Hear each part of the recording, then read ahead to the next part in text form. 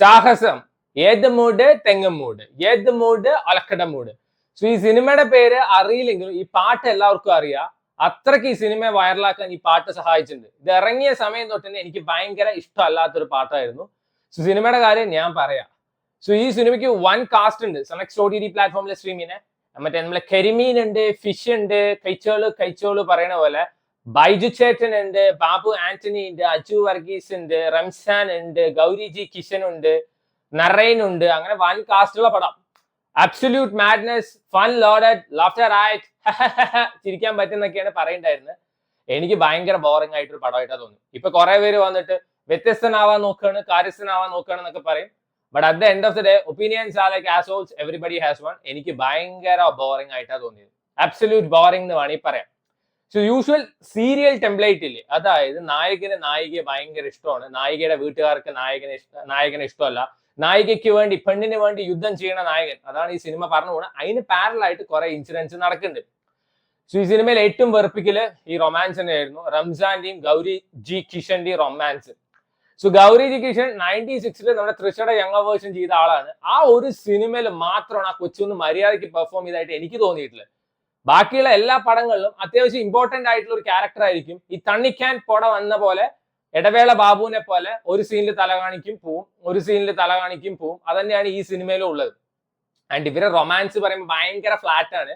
ഈ ബ്രേക്കപ്പ് സമയത്ത് ഇമോഷൻസ് കിട്ടാൻ വേണ്ടിയിട്ട് നല്ല അങ്ങനെ മറ്റേ ബാക്ക്ഗ്രൗണ്ട് മ്യൂസിക് കുത്തി കയറ്റി കൊടുക്കുന്നുണ്ട്. പക്ഷെ ഒരു ഇമോഷനും തോന്നിയില്ല.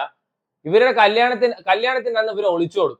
ഓക്കെ, അത് കഴിഞ്ഞിട്ട് പിന്നീട് കെഫേയിൽ വെച്ചിട്ട് നമ്മുടെ ലൈഫ് വന്നിട്ട് ഒരു സീരീസ് പോലെയാണ്. ഇത് നെറ്റ്ഫ്ലിക്സിന്റെ സീരീസ് ആണ്, ഹോട്ട്സ്റ്റാറിന്റെ സീരീസ് ആണ്. അത് ഏറ്റവും ബ്യൂട്ടിഫുൾ ആയിട്ടുള്ള എപ്പിസോഡാണ് നമ്മുടെ മെമ്മറീസ്, ഇറ്റ്സ് ഓവർ എന്നൊക്കെ പറഞ്ഞിട്ട് പോകും. അപ്പൊ ഞാൻ പറഞ്ഞു പണ്ടാരം കഴിഞ്ഞല്ലോ കണ്ടിരിക്കുമ്പോ 2 സെക്കൻഡ് കഴിഞ്ഞ് വന്ന് കിസ് അടിക്കുന്നു. എടേ നീ കെട്ടാതിരിക്കുക, ഒളിച്ചോടാതിരിക്കുക, നിങ്ങൾ എന്തോ ചെയ്യ്. അതിന് എന്തിനാണ് ഇങ്ങനെ കോപ്രായത്തരം കാണിക്കുന്നതാണ്. എന്റെ റംസാന്റെ ക്യാരക്ടർ എന്ത് പറഞ്ഞാലും എനിക്ക് 2 അടിക്കണം, എനിക്ക് 2 അടിക്കണം. എന്റെ പൊന്നു മോനെ നീ വേണേ 2 അടി, ഇത് പറയാതെ അടിച്ചില്ലെങ്കിൽ ഈ സാധനം തൊണ്ടേന്ന് ഇറങ്ങാതിരിക്കൊന്നുമില്ലല്ലോ. ഈ സിനിമയിൽ ആകെ എനിക്ക് ഇഷ്ടപ്പെട്ടത് ബാബു ആന്റണിയുടെ ക്യാരക്ടറാണ്. അങ്ങേർക്ക് ഒരു ഇമോഷണൽ സീൻ ഉണ്ട്. അങ്ങേർക്ക് ഒരു ഗായത്രി പറഞ്ഞൊരു ഒരു കൊച്ചായിട്ട് കിടു, അതാണ് ഇമോഷണൽ സീൻ. അതേപോലെ തന്നെ ഇങ്ങേരെ ഫൈറ്റ് അടിപൊളിയായിരുന്നു. നമ്മുടെ ബൈജു ചേട്ടന് ഒരു സെക്കൻഡ് ഇൻട്രോ കൊടുക്കേണ്ടത് അല്ല കെട്ടലില്ലേ ആ മ്യൂസിക് ഇട്ടിട്ട് ദാറ്റ് വാസ് വെരി നൈസ്. അത് നൈസ് ആയിരുന്നു. പിന്നീട് എവിടെ ബൈജു ചേട്ടനെ കാണിക്കുമ്പോഴും അല്ല കെട്ടലിങ്കാനും കാമിക്കില്ലേ ആ പാട്ടിന് ഇടുമ്പോൾ അത് വെറുപ്പിക്കലായിട്ടാണ് പിന്നീട് തോന്നിയത്.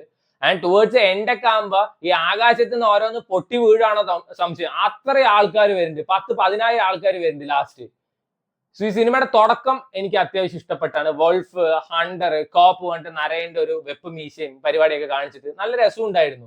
പിന്നീട് ഈ ഇവരുടെ 2 ക്യാരക്ടറിനെ ചുറ്റിപ്പറ്റിയിട്ടാണ് കംപ്ലീറ്റ് സിനിമ പോകുന്നത്. അതുകൊണ്ട് തന്നെ ഈ സിനിമ എനിക്ക് ഭയങ്കര വെറുപ്പിക്കലായിട്ട് തോന്നി. എനിക്ക് എവിടെയും ചിരി വന്നില്ല പേഴ്സണലി. അത് എന്താണെന്ന് എനിക്കറിയാം. ചിലപ്പോൾ എന്റെ കുഴപ്പമായിരിക്കും, ചിലപ്പോൾ ലാർജ് ക്രൗഡിന്റെ ഒപ്പം ഇരുന്ന് ഞാൻ തിയേറ്ററിൽ ഇരുന്ന് വെച്ച് ഞാൻ പറഞ്ഞ് ചിരിച്ചിട്ടുണ്ടാവും. But at the end of the day എനിക്ക് വാക്കാവാത്തൊരു പടമാണ്. ഈ സോഷ്യൽ മീഡിയയിലുള്ള സകല വാലും തല ഈ സിനിമയിലുണ്ട്. ഒന്നെങ്കിൽ കാശ് കൊടുക്കാതെ അഭിനയിപ്പിച്ചതായിരിക്കും, അല്ലെങ്കിൽ ഇവർക്ക് ഘോരം ഫോളോവേഴ്സ് ഉള്ളതുകൊണ്ട് 100 കോടി 1000 കോടി 10,000 കോടിയൊക്കെ അടിക്കും പറഞ്ഞിട്ട് അഭിനയിപ്പിച്ചതായിരിക്കും. ഒന്നുമില്ല, ചിലപ്പോ ഒരു മറ്റേ വാഴക്കൊല തൂക്കി വെക്കാനുള്ള ക്യാരക്ടർ ആയിരിക്കും, അതിനും ഒരുത്തനെ കൊണ്ടുവന്നിട്ടുണ്ട്. തണ്ണിക്കാൻ പുട വന്ന ആളായിരിക്കും, അതിനും ഒരുത്തനെ കൊണ്ടുവന്നിട്ടുണ്ട്. പിന്നെ വില്ലനായിട്ട് നമ്മുടെ അടുത്തൊരു സോഷ്യൽ മീഡിയ പ്രൊഡക്റ്റ് തന്നെയാണ്. ആള് വന്നിട്ട് ലംബോഗിനിയിലൊക്കെയാണ് വരിക. ലംബോഗിനിയുടെ സിമ്പലിൽ വെച്ചിട്ട് വണ്ടിനെ ചവിട്ടി അരച്ച് കൊല്ലണൊക്കെ ഉണ്ട്. Extreme villainism. ലോജിക്കും പരിപാടിയൊന്നും ഈ സിനിമയിൽ നോക്കാൻ പാടില്ല. കാരണം മാഡ്നെസ് പരിപാടിയിൽ സിനിമയിൽ അങ്ങനെ നോക്കാൻ പാടില്ലല്ലോ. പക്ഷെ ഇത് എന്തോന്ന് എനിക്ക് ഒട്ടും വർക്ക് ആയിട്ടില്ല. ചിലർക്ക് ഇത് അബ്സല്യൂട്ട് മാഡ്നെസ് ആയിരിക്കും, ഫൺ ലോഡഡ് ആയിരിക്കും, അല്ലെങ്കിൽ വന്നിട്ട് മറ്റേ ചിരിച്ച് മണ്ണ് കപ്പണ പടമായിരിക്കും. എനിക്ക് ഒട്ടും വർക്ക് ആവാത്ത പടം.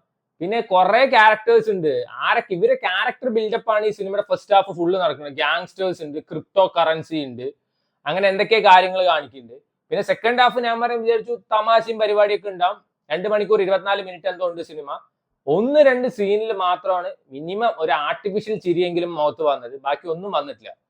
ഈ ബൈജു ചേട്ടൻ ഒരാളെ തപ്പിയിട്ട് അതിന്റെ ഒരു ഭാഗം നടക്കുന്നുണ്ട്. ഇവര് തമ്മിലുള്ള റൊമാൻസ് ഒരു ഭാഗം നടക്കുന്നുണ്ട്. അതിന്റെ ഇടയിൽ ഈ ചെക്കൻ റംസാനെ പിടിച്ചിട്ട് തല്ലുണ്ട്, റംസാനെ കൊല്ലാൻ വരുന്നുണ്ട്. ഇതിങ്ങനെ കണ്ടിന്യൂസ് ആയിട്ട് റിപ്പീറ്റേഷൻ ആയിട്ട് വരുമ്പോൾ it's very boring actually. So വേണ്ടവർ കണ്ടു നോക്കുക.